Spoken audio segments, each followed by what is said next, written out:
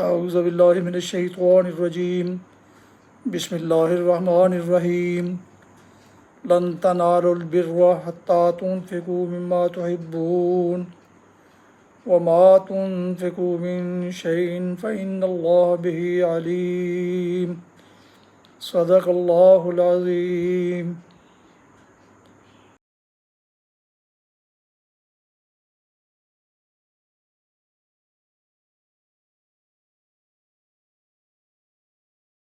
جب تک تم اپنی پسندیدہ چیز سے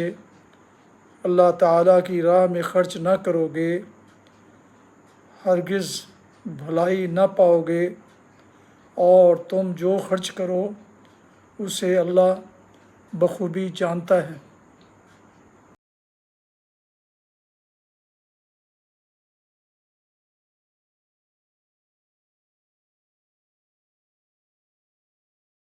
سورہ آل عمران آیت مبارکہ 92۔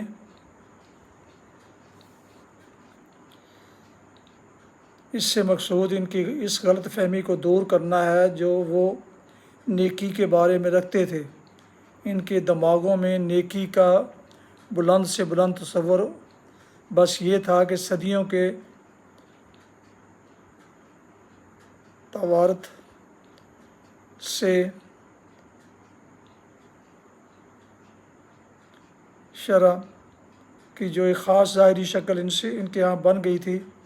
اس کا پورا چربہ آدمی اپنی زندگی میں اتار لے، اور ان کے علماء کی قانونی موشگافیوں سے جو ایک لمبا چوڑا فقہی نظام بن گیا تھا، اس کے مطابق رات دن زندگی کے چھوٹے چھوٹے ضمنی و فروعی معاملات کی ناپ تول کرتا رہے۔ اس تشریح کی اوپری سطح کے نیچے بالعموم یہودیوں کے بڑے بڑے دیندار لوگ تنگ دلی، حرص، بخل، حق پوشی اور حق فروشی کے عیوب چھپائے ہوئے تھے، اور رائے عام ان کو نیک سمجھتی تھی۔ اسی غلط فہمی کو دور کرنے کے لیے انہیں بتایا جا رہا ہے کہ نیک انسان ہونے کا مقام ان چیزوں سے بالاتر ہے جن کو تم نے مدار خیر و صلاح سمجھ رکھا ہے۔ نیکی کی اصل روح خدا کی محبت ہے۔ ایسی محبت کے رضائے الہی کے مقابلہ میں دنیا کی کوئی چیز عزیز تر نہ ہو۔ جس چیز کی محبت بھی آدمی کے دل پر اتنی غالب آ جائے کہ وہ اسے خدا کی محبت پر قربان نہ کر سکتا ہو، بس وہی بت ہے، اور جب تک اس بت کو آدمی توڑ نہ دے نیکی کے دروازے اس پر بند ہیں۔ اس روح سے خالی ہونے کے بعد ظاہری تشریح کی حیثیت محض اس چمکدار روغن کی سی ہے جو گھن کھائی ہوئی لکڑی پر پھیر دیا گیا ہو۔ انسان ایسے روغنوں سے دھوکہ کھا سکتے ہیں مگر خدا نہیں کھا سکتا۔ عمل میں انسان کا نفس راضی نہیں ہوتا، اور دوسروں کو کہہ دینے میں اپنے علم کا بھی برتری کا بھی اظہار ہوا، اور کرنے کرانے کا مسئلہ دوسرے کے ساتھ ڈال دیا۔ یہ تو درست بات نہیں ہے۔ جب صحابہ علیہ رضوان نے اس آیت کو سنا اور پڑھا، ان کے بہت سے واقعات ہم مفسرین نے نقل فرمائے ہیں۔ حضرت ابو طلحہ ایک صحابی ہیں، مالدار تھے، لیکن ان کے مال منال میں مسجد نبوی شریف کے ساتھ ہی ایک کھجوروں کا باغ تھا، اور بہت ہی ہرا بھرا، اس میں پھل بھی بہت آتا تھا، باغ بھی بہت بڑا تھا، اور انہیں پسند بھی بہت تھا۔ اس کے اندر ایک کنواں بھی انہوں نے کھودا ہوا تھا، وہ مشہور کنواں تھا، بیر حام سے کہا جاتا، اور رسول پاک صلی اللہ علیہ وسلم کبھی کبھی اس باغ میں تشریف لے جاتے تھے اور اس کنویں کا پانی نوش فرماتے تھے اور اس پانی کو پسند کرتے تھے۔ جب یہ ایت پاک حضرت ابو طلحہ نے سنی تو رسول کریم صلی اللہ علیہ وسلم سے عرض کیا، میں نے غور کیا ہے اپنی چیزوں میں پسندیدہ چیز کون سی ہے؟ اللہ کا یہ حکم کہ حتیٰ تنفقوا مما تحبون، تو مجھے زیادہ پسند تو یہی باغ ہے، یہ قیمتی بھی ہے۔ اب میں آپ کے سامنے اسے پیش کر رہا ہوں، آپ جہاں چاہیں اس کو خرچ کر دیں فی سبیل اللہ، قبول فرمائیں۔ تو رسول کریم صلی اللہ علیہ وسلم نے ایک عجیب بات ارشاد فرمائی کہ تیرے قریبی اعزاء میں، رشتہ داروں میں جو لوگ مالی کمزور ہیں ان کو یہ بانٹ دو، ان کو دے دو۔ وہ فرماتے ہیں کہ میرے چچا زاد بھائی جو تھے کزن، ان کو میں نے بلایا اور یہ باغ ان میں تقسیم کر دیا کہ اتنا تیرا ہے، یہاں تک تیرا۔ حضرت زید بن حارثہ رضی اللہ تعالی عنہ جو رسول کریم صلی اللہ علیہ وسلم کے منہ بولے بیٹے تھے، اور حقیقت میں تو وہ بک کر آئے تھے مکے میں، اور رسول پاک صلی اللہ علیہ وسلم کی پہلی اہلیہ محترمہ زوجہ سیدہ خدیجہ کبریٰ رضی اللہ عنہا کے وہ غلام تھے زرخری، تو انہوں نے وہ غلام رسول پاک صلی اللہ علیہ وسلم کو دے دی، تمہارا غلام، تو آپ نے انہیں آزاد کر دیا اور انہیں بولا بیٹا بنا لیا، اور لوگ مکے کے سارے کہتے تھے یہ زید محمد کا بیٹا ہے صلی اللہ علیہ وسلم۔ پھر آیت اتری کہ لوگوں جو حقیقت ہے نا اس کو نہ گھٹاؤ نہ بڑھاؤ،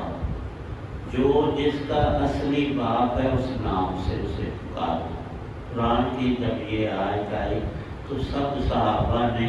ان کا جو حقیقی باپ حارثہ تھا ان کے ساتھ منسوب کیا اور انہیں زید بن حارثہ کہنے لگے۔ کتنے بڑے اسباب اور خیر اور سب انسانوں کی بھلائی ہے اللہ کے ہر حکم میں۔ انہوں نے دیکھا کہ میرے مال میں مجھے پیاری اور قیمتی شے کون سی لگتی ہے، تو ان کا ایک گھوڑا تھا، بڑا ہی پسند تھا انہیں، اسے پکڑ کر لے آئے اور عرض کیا ہے اللہ کے رسول صلی اللہ علیہ وسلم، میری چیزوں میں تو مجھے پیاری یہی چیز ہے، یہ گھوڑا۔ تو آپ نے فرمایا ٹھیک ہے، یہ تیرا فی سبیل اللہ ہوا، اور انہی کے بیٹے اسامہ کو بلایا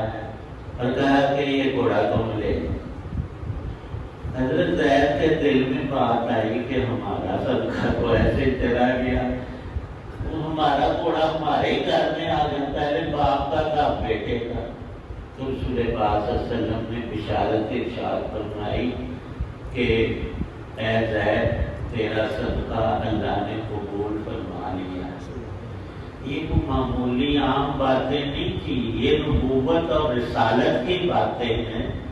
اور اللہ پاک یہاں یہ بھی بتا رہے ہیں، رسول پاک صلی اللہ علیہ وسلم وضاحت فرما رہے ہیں کہ صدقہ اور خیرات اور فی سبیل اللہ صرف محدود نہیں کہ کسی بھوکے کو کھانا کھلا دو اور سائل کا سوال پورا کرو، غریب مسکین کو دینا تو صدقہ اور خیرات میں آتا ہی ہے، لیکن اپنوں کو دینا بلکہ مسائل میں یہ لکھا ہے جو ہم اپنے ہی گھر اپنے ہی مال کو خرچ کرتے ہیں، والدین پر، بھائی بہنوں پر، اولاد پر، مہمان آ جاتے ہیں، رشتہ دار ہوتے ہیں، دوست احباب ہوتے ہیں، ان پر بھی خرچ کرنے کا مومن کو بڑا اجر اور صلہ ملتا ہے۔ اور خود رسول پاک صلی اللہ علیہ وسلم فرما رہے ہیں کہ زید تیرا یہ خرچ کرنا اللہ نے قبول فرما لیا۔ یہ قبولیت اور مقبول ہونا تو آگے جا کر کھلے گا سب مسلمانوں کا کہ کس کا قبول ہوا، نیت اچھی تھی اور اخلاص تھا، اللہ کی رضا مد نظر تھی، اور کس نے دکھاوے اور شہرت کے لیے نیکی کی تھی وہ ریاکاری کی وجہ سے ضائع ہو گئی، اس پہ تو اجر ثواب نہیں، لیکن یہاں دنیا ہی میں بشارتیں حضرت صحابہ علیہ رضوان کو مل رہی ہیں کہ تمہارا صدقہ اللہ نے قبول فرما لیا۔ حضرت علی رضی اللہ عنہ کے بھائی تھے حضرت جعفر طیار، وہ ایک جنگ میں شہید ہو گئے۔ واقعہ تفصیلی لکھا ہے کہ ان کے بچے بیٹے چھوٹے چھوٹے تھے، تو رسول پاک صلی اللہ علیہ وسلم اس شہادت کے بعد ان کے گھر تشریف لے گئے، دیکھا کہ بچوں کے بال سر کے بڑے ہوئے، نائی کو بلایا اور فرمایا کہ ان کے بال اتار دے۔ حدیث میں تفصیل لکھی ہے کہ چھوٹے بچے تھے اور وہ اتنے موٹے تازے بھی نہیں تھے جیسے مرغی کے چوزے ہوں، تشبیہ دی ہے۔ تو آپ نے ارشاد فرمایا ان کے گھر جا کر ان کی اہلیہ اور گھر والوں کو کہ جعفر کو اللہ تعالی شانہ نے یہ شان بخش دی ہے کہ انہوں نے اللہ کے راستے میں جہاد کرتے ہوئے اپنے دونوں بازو کٹوائے اور شہید ہو گئے، تو اللہ نے ان کو بازوؤں کے عوض میں 2 پر عطا کیے اور وہ جنت میں اڑتے پھر رہے ہیں۔ یہ بشارت ارشاد فرمائی۔ حضرت عبداللہ ابن عمر رضی اللہ عنہ فرماتے ہیں جب میں نے قرآن پاک کی یہ آیت پڑھی لن تنالوا البر حتی تنفقوا، میرا بھی دل چاہا کہ میں اللہ کا حکم پورا کروں اور جو بڑی نیکی ہے اس پہ بہت بڑا اجر اللہ نے بیان فرمایا وہ میں بھی لے لوں۔ فرماتے ہیں میں نے اپنی ساری چیزوں میں دیکھا ایک رومی باندی جو بہت ہی حسین و جمیل اور میری محبوب اور پیاری تھی، میں نے اسے اللہ کی راہ میں آزاد کر دیا۔ ایسے واقعات بہت سے لکھے ہیں مفسرین نے، اور آیت کا دوسرا جو جملہ ہے لوگوں تم جو کچھ بھی اللہ کی راہ میں دو گے اللہ سب جانتا ہے، نیت اچھی کر کے دینا چاہیے اخلاص سے رب کو راضی کرنے کے لیے، وہ تمہاری چیز مقبول ہے، اس کی برکت تمہیں دنیا میں بھی اور پھر اجر اس کا آخرت میں ضرور مل کر رہے گا۔ تو یہاں ساتھ ہی اللہ نے ماں کے لفظ سے یہ بتایا کہ بات کو تم نے دوسرے پہلو سے اپنی طرز پر نہیں لینا، جو کچھ بھی تم خرچ کرتے ہو چھوٹی یا بڑی چیز، یہ نہیں کہ قیمتی چیز ہے لاکھ روپے ہے تو اللہ کے نام پر دیں اور 10-20 دینے کا کیا فائدہ، نہ وہاں ہر چھوٹی بڑی چیز گن لی جاتی ہے، کاؤنٹ ہو جاتی ہے، اللہ اسے قبول اسی کے انداز سے فرما لیتے ہیں۔ اس لیے مسئلہ یہ لکھا ہے کہ گھر میں کچھ کپڑے کچھ چیزیں بندہ پہنتا ہے نئے لے آتا ہے، اب وہ پھٹے نہیں ہوتے قابل استعمال ہوتے ہیں، تو کئی لوگ سمجھتے ہیں کہ گھٹیا چیز نہیں دینی چاہیے، فالتو چیز اللہ کی راہ میں نہیں دینا چاہیے۔ مسئلہ یہ لکھا ہے کہ دینی چاہیے۔ ویسے جو ضائع کر دو گے کہ تم خود اب اسے استعمال نہیں کرتے تو کسی غریب مسکین مستحق کو دے دو، وہ استعمال کر لے، اس سے اللہ نے منع نہیں فرمایا کہ فالتو چیزیں ہوں تو وہ نہ دو، وہ بھی دو تاکہ کارآمد ہو تمہارے لیے بھی اور جس کو وہ چیز ملے وہ بھی استعمال کرے۔ اور ایک عجیب بات مفسرین نے لکھی ہے کہ خرچ صرف روپیہ ہی نہیں کرتے، تم اپنی تمام چیزوں جتنی کھانے پینے استعمال کی ہیں ساری اور آدھی نہیں، کچھ حصہ ضرور اللہ کی راہ میں دیا کرو۔ اور پہلے لوگ ہم سے کہیں سیانے اور بہتر تھے، ہمارے آبا و اجداد، ہماری دادیاں پردادیاں نانیاں، وہ جب بھی روٹی پکانے لگتی تو پہلے ہی نیت ہوتی کہ ایک روٹی فلانے مسکین کو یا فلانے گھر میں 2-4 روٹیاں بھیجنی ہیں، سب چیزوں، اور ایسا نہ ہوتا تو وہ ایک مٹھی یا کچھ آٹا الگ کر دیتی کہ یہ صدقے کا ہے، کوئی مستحق آئے گا تو اس کو دینا ہے، صرف آٹا نہیں، سب چیزوں۔ اور یہاں تک لکھا ہے کہ مومن کے پاس کچھ بھی خرچ کرنے کے لیے مال اور چیزوں میں سے نہیں، تو پھر اس سے بھی بڑھ کر ایک چیز ہے، وہ ہے اللہ کی عبادت، وہ ہے نماز، وہ ہے قرآن پاک کی تلاوت، اور وہ ہے ذکر اللہ، اور اس میں تو رکاوٹ ہے ہی کوئی نہ۔ یہ جو اللہ کی یاد اور ذکر ہے، خرچ کرنا اللہ کو بڑا پیارا اور عبادت اس کو اور زیادہ پیاری۔ فقیر و مسکینوں کا صحابہ کا لکھا ہے، عرض کیا کہ یہ مالدار تو ہم سے کہیں آگے چلے گئے، جہاد میں پیسے دیتے ہیں، اچھی جگہوں میں ہمارے پاس ہیں نہیں تو ہم کیا کریں؟ فرمایا تم یہ کرو کہ ہر نماز کے بعد 33 دفعہ سبحان اللہ، 33 دفعہ الحمدللہ، 34 دفعہ اللہ اکبر کہو، تو تم ان سے بھی آگے چلے گئے۔ ایک ایک تسبیح تکبیر کا کتنا بڑا اجر ہے۔ جب ان لوگوں نے مالداروں نے سنا تو انہوں نے بھی یہ تسبیح شروع کر دی، پھر آگے بھی وہ تو اس میں بھی برابر۔ فرمایا کہ ذالک فضل اللہ یؤتیہ من یشاء، پھر یہ اللہ کی دی ہوئی فضیلتیں ہیں، اس کو کوئی روک نہیں سکتا، وہ جس کو جتنا چاہے رب نے اپنا دینا ہے، کسی کا کسی کو نہیں دینا، کوئی اعتراض نہیں، اور مانگنا حق ہے۔ تم بھی اس چیز کی دعا کرو تو خیر و برکات کی چیزوں میں یہ بہت اہم چیز ہے کہ ہم اگر پھل لائے ہیں تو تھوڑا سا کسی مسکین کو بھی کھلانے کی کوشش کر دیں، کسی عزیز کے ہاں کبھی بھیج دیں، پڑوسیوں کو کبھی تھوڑا بہت دے دیں۔ یہ سارا دینا اللہ کی رضا کے اندر آئے گا فی سبیل اللہ، اور برکتیں بہت بڑھتی جائیں گی، اور دل کو بھی سکون ہوگا،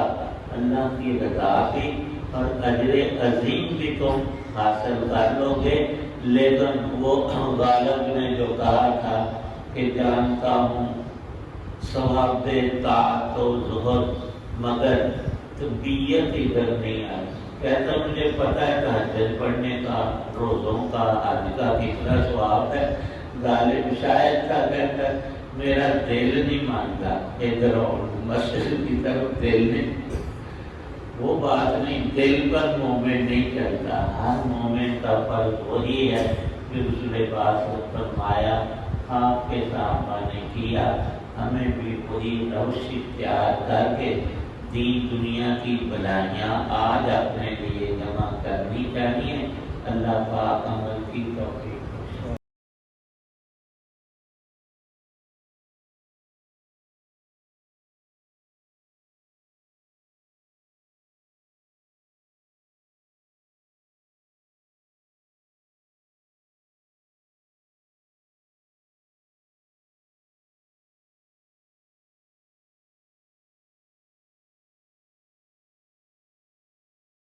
الحمدللہ رب العالمین والصلاة والسلام علی رسول النبی، اللہم صلی علی سیدنا محمد وآلہ وسلم وجمالہ۔ بیماروں کے لیے دعا کرنا، اللہ سب کو تندرستی عطا، تمام امراض بیماریوں سے ہماری حفاظت کرنا۔ یا اللہ پاک مجبوریوں اور تنگیوں اور تکالیف کو یا اللہ ہم سے دور کرنا، ہر طرح کی خیر برکت رحمت نعمت عطا۔ جتنے حضرات دعا میں موجود ہیں سب کی پریشانیوں کو دکھوں کو دور کرنا، یا اللہ نیک دعائیں قبول کرنا، قرآن پاک کا نور اعظم نصیب کرنا، رسول پاک صلی اللہ علیہ وسلم کی حاضر سنت سب مسلمانوں کو عمل کی توفیق کرنا۔ صلی اللہ تعالی علی خیر خلقہ